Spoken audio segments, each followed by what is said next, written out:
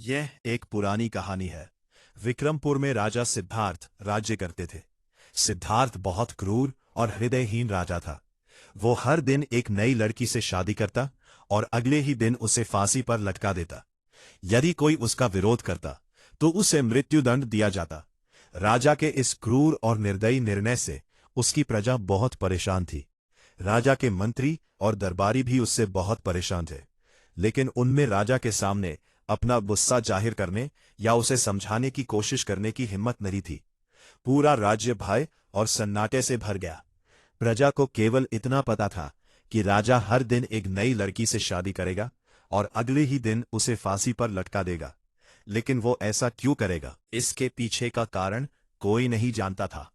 राज्य के दक्षिणी भाग में घने जंगल के बीच में एक बूढ़ा कुम्हार अपनी बेटी अनन्या के साथ रहता था। वह राजा के कार्यों से भी भली भांति परिचित था, अतः वह नगर छोड़कर जंगल में रहने लगा। उनकी पुत्री अनन्या बहुत सुंदर और बुद्धिमान लड़की थी। वह अपने पिता के पास आने वाले हर व्यक्ति की मदद करती थी। यदि कोई बीमार व्यक्ति वहां आता तो वह उसे दवा देकर ठीक कर देती थी। यदि कोई दुखी आत्मा उसके पास आती तो वह उसे अपनी बातों से सांत्वना देती। एक दिन जब कुम्हार को किसी काम से शहर जाना पड़ा तो अनन्या भी उसके साथ जाने की जिद करने लगी। कुम्हार ने उसे मना किया, लेकिन वह नहीं मानी। वह अपने पिता के साथ चली गई। जब वे दोनों नगर में प्रवेश करके पहुंचे तो लोग रो रहे थे और राजा को कोस रहे थे। आज फिर राजा द्वारा प्रजा को फांसी दी जा रही थी। वे एक लड़की का शव लेकर आ रहे थे। जब बूढ़े कुम्हार ने उन्हें देखा तो उसे पूरा माजरा समझने में देर नहीं लगी। उन्होंने तुरंत अपनी बेटी को जाने के लिए कहा, लेकिन जब अनन्या ने लोगों को रोते देखा तो उसका हृदय करुणा से भर गया। वह बोली, पिताजी, पहले मैं ये जानना चाहती हूं कि ये लोग इतने दुखी क्यों हैं और ये लोग राजा को क्यों कोस रहे हैं। कुम्हार के बहुत समझाने पर भी वह नहीं गई। जब अनन्या ने कुछ लोगों से इसका कारण पूछा तो लोगों ने उसकी ओर अजीब नजरों से देखा और कहा, क्या तुम्हें कुछ नहीं मालूम? जब अनन्या ने मना कर दिया तो लोगों ने उसे अपनी दर्द भरी कहानी सुनाई। सब कुछ सुनकर अनन्या हैरान रह गई। थोड़ी देर बाद जब उसे होश आया तो उसने अपने पिता से कहा, पिताजी, मैं इस राजा से विवाह करना चाहती हूं। अपनी बेटी के मुख से ये बात सुनकर कुम्हार के होश उड़ गए। वह चौंक गया और कांपती आवाज में बोला, बेटी, क्या तुम पागल हो गई हो जो ऐसी बातें कर रही हो? क्या तुमने नहीं सुना कि राजा अगले ही दिन अपनी पत्नी की हत्या कर देता है? अनन्या ने कहा, पिताजी, मैं अच्छी तरह जानती हूं कि मैं क्या कह रही हूं। बस मुझे राजा के पास जाने की इजाजत दे दो। यदि मैं अपनी बुद्धि और ईमानदारी के बल पर किसी हृदयहीन व्यक्ति को बदल सकूं तो यह मेरे जीवन की सबसे बड़ी उपलब्धि होगी।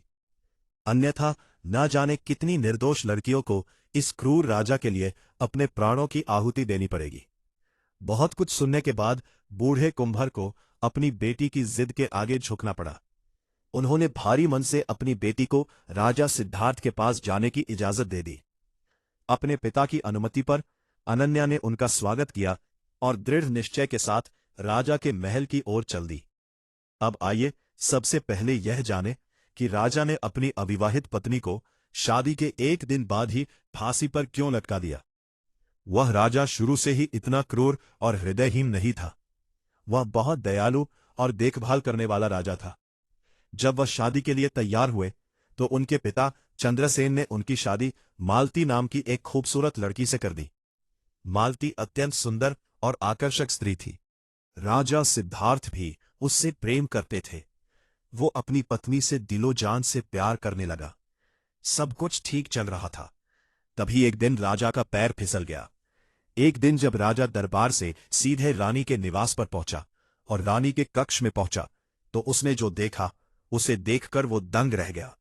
उनकी पत्नी मालती एक नौकर से प्रेम करती थी। यह देखकर राजा सिद्धार्थ का खून खौल उठा। उसने तुरंत अपनी पत्नी और नौकर को दीवार में जिंदा चुनवा दिया। रानी की मृत्यु के बाद राजा गुमनामी के सागर में डूबते चले गए। उसने सभी से मिलना बंद कर दिया और खुद को एक अंधेरे कमरे में बंद कर लिया। राजा जब भी अपनी आंखें बंद करता तो उसे बार बार अपनी पत्नी और सेवक का ख्याल आता। समय बीतता गया, लेकिन राजा उस दृश्य को अपने दिलो दिमाग से नहीं मिटा सका। बस वहीं से राजा के अंदर एक राक्षस ने जन्म ले लिया। अब वो बदले की आग में जल रहा था। राजा ने देश के सर्वश्रेष्ठ चित्रकारों को बुलाया, रानी तथा उसके सेवक को चित्रित करने को कहा। राजा अपनी पत्नी की बेवफाई से इतना दुखी हुआ कि अब वो संपूर्ण स्त्री वर्ग को बेवफा समझने लगा। उसके दिल में महिलाओं के प्रति नफरत की आग कभी बुझने वाली नहीं थी। इसीलिए उन्होंने उस पल के यादगार दर्द को कैद करने के लिए उस पेंटिंग को अपने सामने रख लिया, ताकि वह उसे कभी भूल न सके। गुस्से और बदले की आग में जलते हुए राजा ने एक भयानक निर्णय लिया कि वह हर दिन एक नई महिला से शादी करेगा और अगली सुबह उसे मरवा देगा। प्रारंभ में मंत्रियों ने राजा को इस कष्टदायक एवं अमानवीय निर्णय पर समझाने का प्रयास किया, लेकिन राजा ने किसी की बात नहीं सुनी, क्योंकि उसका हृदय अब पत्थर का हो गया था। तब से राजा क्रूरता और निर्दयता से भरा जीवन जी रहा था। इधर कुंभार की पुत्री अनन्या भी राजा के महल में पहुंची। उसने महल के पहरेदारों से कहा कि वह राजा से मिलना चाहती है। मैं उसकी पत्नी बनना चाहती हूं। यह सुनकर गार्डों ने उसे अजीब नजरों से देखा, मानो उन्हें विश्वास ही नहीं हो रहा हो कि एक लड़की अपनी जान जोखिम में डालने आई है। फिर उन्होंने चुपचाप राजा को अपना संदेश सुनाया। यह सुनकर राजा भी हैरान रह गया। उसने सोचा, यह कैसी लड़की है जो अपनी मौत को गले लगाना चाहती है। राजा ने तुरंत सेवकों को आदेश दिया कि लड़की को तुरंत मेरे सामने लाओ। साथ अनन्या को देखा तो वो उसे देखता ही रह गया। उसमें ऐसी मासूम, खूबसूरत और शांतिप्रिय महिला पहले कभी नहीं देखी थी।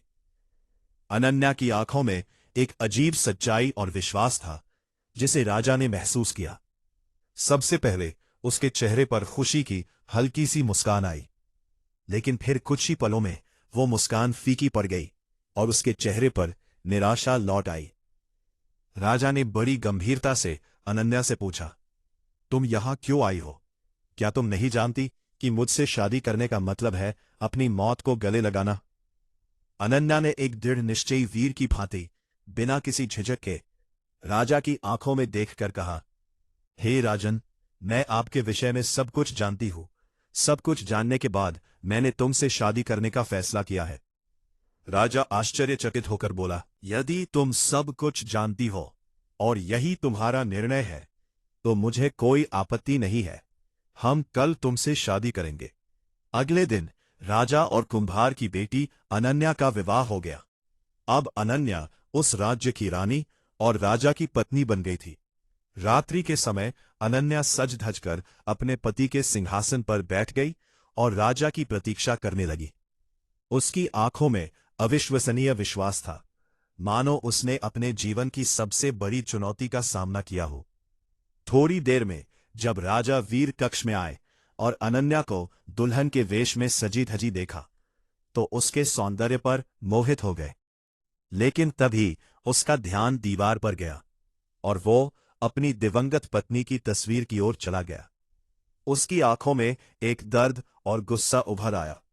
उस तस्वीर ने राजा की सारी यादें ताजा कर दी और उसकी आंखों में फिर से स्त्रियों की बेवफाई की आग जल उठी। लेकिन राजा के दिल के एक कोने में अनन्या का साहस, उसकी सादगी और उसकी सुंदरता एक अलग जगह, या शायद एक अलग सम्मान बन गई थी। राजा ने क्रोधित होकर कहा, यद्यपि तुम्हें मालूम है कि हम तुम्हें कल सुबह फांसी दे देंगे, तुमने ऐसी मूर्खतापूर्ण बात क्यों की? अनन्या ने बड़ी नम्रता और आदर के साथ, बिना किसी डर और झिझक के, राजा की आंखों में देखकर कहा, हे भगवान, यह निर्णय भगवान ने किया है और मैं किसी भी कीमत पर उनके फैसले को स्वीकार करती हूं। राजा ने कहा, यद्यपि तुम जानती हो कि सुबह तुम्हारे साथ क्या होगा, फिर भी तुम अपनी मृत्यु से नहीं डरती। अनन्या ने कहा, महाराज, मैं अच्छी तरह जानती हूं कि सुबह होते ही आप मुझे मरवा डालेंगे, लेकिन उससे पहले मेरे पास पूरी रात है और प्यार और खुशी की कोई सीमा नहीं है, बल्कि प्यार दिल की गहराइयों में बसता है। तो चलिए आज रात प्यार के बारे में बात करते हैं। राजा ने कहा, मुझे नहीं लगता कि तुम्हारी मीठी बातों का मुझ पर कोई असर होगा। अनन्या ने बड़े प्यार और आदर के साथ कहा, हे भगवान, मैं भले ही एक रात के लिए रहूं, लेकिन मैं आपकी पत्नी हूं, इसलिए इस रात पर मेरा पूरा अधिकार है। आप सुबह जो करना चाहते हैं वो कर सकते हैं, लेकिन अभी के लिए अपना गुस्सा छोड़े और शांत हो जाए। यह सुनकर राजा का क्रोध शांत हो गया और वो निश्चिंत होकर अपने कक्ष में एक कुर्सी पर बैठ गए। अनन्या ने कहा, महाराज, मैं आपको क्या बताऊं? क्या मैं आपको कोई कहानी, कोई कविता या कोई गीत सुनाऊं? राजा ने कहा, तुम एक रात के लिए मेरी पत्नी हो और इस रात पर तुम्हारा पूरा अधिकार है। मुझे तुम्हें एक कहानी सुनानी है। अनन्या बड़े आदर के साथ राजा को एक कहानी सुनाने लगी और बोली, महाराज, ये एक पुरानी कहानी है। किसी नगर में एक साहूकार था। उनके परिवार में उनकी पत्नी, एक छोटी बेटी और 2 छोटे बेटे थे। बेटी के जवान होने के कारण साहूकार को दिन रात उसके विवाह की चिंता सताती रहती थी। वो पैसा कमाना चाहता था और अपनी बेटी की शादी धूमधाम से करना चाहता था। पैसा कमाने और व्यापार करने के लिए उन्हें विदेश जाना पड़ा। सफर लंबा था, इसलिए उन्होंने अपने परिवार से कुछ दिनों में वापस आने को कहा और वहां से चले गए। वापस लौटते समय उनकी बेटी ने उन्हें कुछ खजूरें दी और कहा, पापा, सफर लंबा है, अगर आपको भूख लगी है तो रास्ते में ये खजूर खा ले। साहूकार खजूर लेकर चला गया। लंबी यात्रा और चिलचिलाती धूप के कारण वो चलते चलते थक गया। तभी रास्ते में उसे एक कुआं दिखाई दिया। उसने सोचा, क्यों न यहीं बैठकर कुछ देर आराम किया जाए और खजूरें खाई जाए। मैं भी ठंडा पानी पीऊंगा और फिर परदेश चला जाऊंगा। यह विचार करके वो कुएं के पास बैठ गया और खजूर खाने लगा। खजूर खाते समय उसके हाथ से एक खजूर छूटकर कुएं में गिर गया। जैसे ही खजूर पानी में गिरा तो कुएं का साफ और निर्मल पानी खून में बदल गया। तभी एक क्रोधित दानव कुएं से बाहर निकला। दानव की आंखें लाल थीं और उसके हाथों में एक तेज तलवार थी। यह सब देखकर साहूकार का दिमाग खराब हो गया और वो डर से कांपने लगा। दानव ने क्रोधित होकर साहूकार से कहा, मैं तुम्हें नहीं छोड़ूंगा। मैं तुम्हें अपनी तलवार से टुकड़े टुकड़े कर दूंगा। साहूकार पहले से ही डरा हुआ था। दानव की बातें सुनकर वो भय से कांपने लगा और बोला, हे दानवराज, मैंने तुम्हारा क्या बिगाड़ा है? तुम मुझे क्यों मारना चाहते हो? दानव ने कहा, आदमी, जो खजूर तुमने कुएं में फेंकी थी, वो खजूर मेरे मासूम बेटे के गले में फंस गई और वो मर गया। साहूकार ने कहा, दानवराज, मुझे क्षमा करे, मुझे आपका बेटा कहीं नजर नहीं आया और वो खजूर गलती से कुएं में गिर गया। दानव ने क्रोधित होकर कहा, हम दानव तुम मनुष्यों को नहीं देख सकते। खजूर खाते समय आपको सावधान रहना चाहिए था। अब तुम्हारी मृत्यु निश्चित है। पाप चाहे अज्ञानता में हो या जानबूझकर, पाप ही होता है। अब मैं तुम्हें टुकड़े टुकड़े कर दूंगा और अपने बेटे की मौत का बदला लूंगा। खून के बदले खून, यही न्याय है। अंततः बेचारा साहूकार असहाय हो गया और बोला, दानवराज, यदि मुझे मारने से तुम्हारा बदला लिया जा सकता है तो मैं तुम्हारे हाथों मरने को तैयार हूं, लेकिन मेरी आपसे एक विनती है। दानव ने कहा, कैसी विनती? साहूकार ने भारी मन से कहा, मुझ पर अभी भी बहुत सारी जिम्मेदारियां हैं। मैंने कई लोगों से कर्ज ले रखा है। मुझे वो कर्ज चुकाना है और अपनी जवान बेटी की शादी करनी है। एक बार मैं यह जिम्मेदारी पूरी कर लूं, फिर मैं खुद आपके पास आऊंगा। देवो, तब तुम मुझे मारकर अपना बदला ले सकते हो। यह सुनकर दानव सदमे में आ गया। इतनी कहानियां सुनाते सुनाते सुबह हो गई और अनन्या ने कहानी सुनाना बंद कर दिया और चुप हो गई। अनन्या को शांत देखकर राजा ने कहा, अनन्या, तुम चुप क्यों हो गई? ये बताओ कि दानव ने साहूकार को मार डाला अथवा उसके कहे अनुसार उसे कुछ समय दिया? अनन्या ने कहा, राजन, रात बहुत हो गई है, अब सवेरा हो गया है और मेरे मरने का समय आ गया है। राजा ने कहा, अनन्या, ये तो बताओ कि दानव ने साहूकार को मार डाला या छोड़ दिया? अनन्या ने कहा, राजन, कहानी तो बहुत लंबी है, पूरी कहानी बताने में बहुत समय लगेगा और मेरा समय खत्म हो गया। ये सुनकर राजा सदमे में आ गया। राजा ने कुछ देर सोचकर अपनी अविवाहित रानी से कहा कि वो चिंता न करे, हम समय को रोक देंगे, हम तुम्हें जीने के लिए एक दिन और देंगे। अब मुझे बाकी कहानी बताओ। जब अनन्या ने कहा, नहीं महाराज, कहानियां तो रात को सुनाई जाती है, अब सुबह हो गई है, इसलिए तुम अपना राज कार्य करो, बाकी कहानी मैं रात को सुनाऊंगी। यह सुनकर राजा ने सोचा, कितनी लड़कियां मेरे पास आईं और मारी गई। सभी के चेहरे पर मौत का खौफ साफ झलक रहा था। लेकिन डर जैसी कोई चीज नहीं होती। वैसे भी मुझे उसकी कहानी बहुत दिलचस्प लगी, इसलिए उसकी जान बचाने के लिए आज के लिए मैं तुम्हें माफ करता हूं। कल वही होगा जो बाकी लड़कियों के साथ हुआ। यह सोचकर राजा वहां से चला जाता है और दिन भर अपने राज कार्य में व्यस्त हो जाता है। इधर अनन्या हाथ जोड़कर भगवान से प्रार्थना करती है, हे भगवान, मेरे पति को सद्बुद्धि दे, उसके पापों को क्षमा कर दो और उसे सही मार्ग दिखाओ।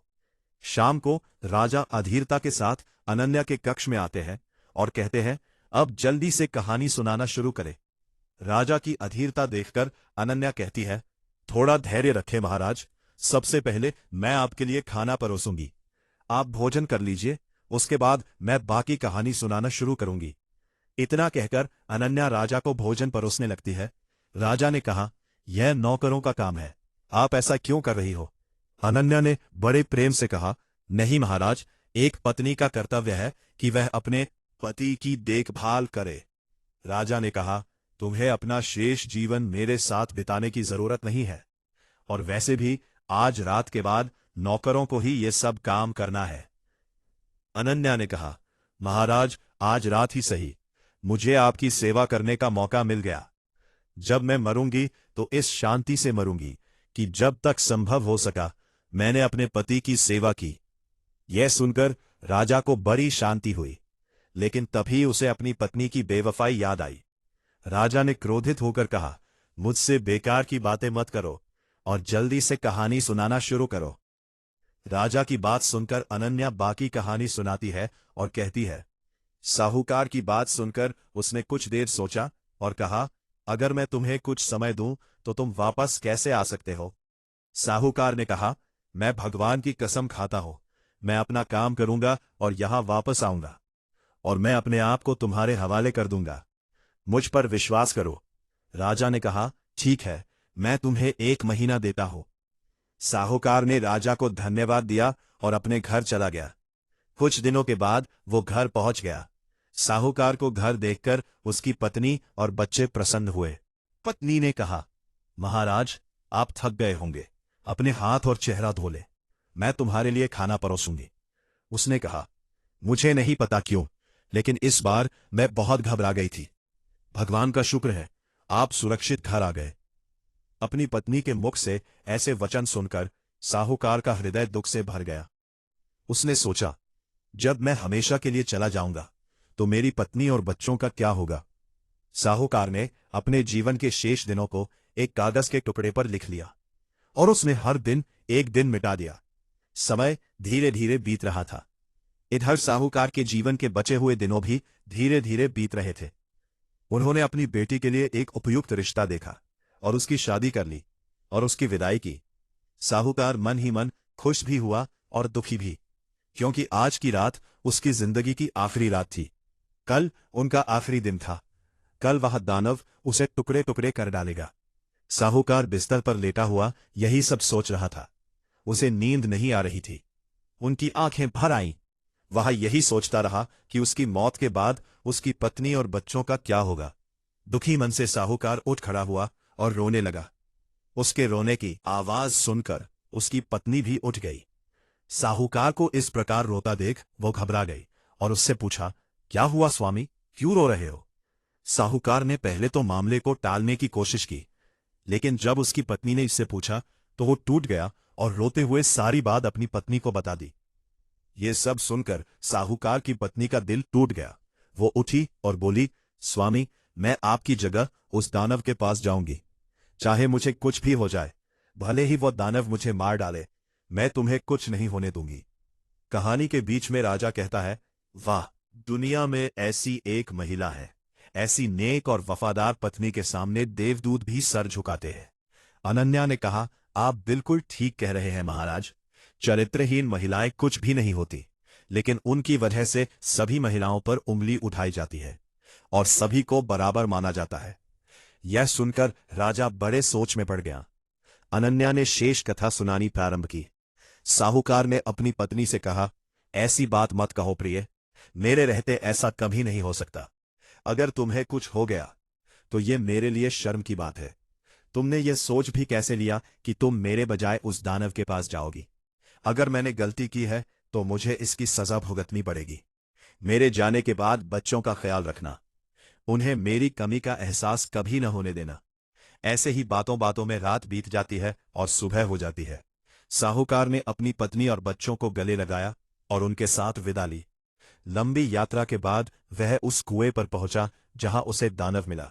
साहूकार ने दानव को पुकारकर कहा, राजन, मुझे 1 महीना पूरा हो गया है, मैं आपके पास आया हूं।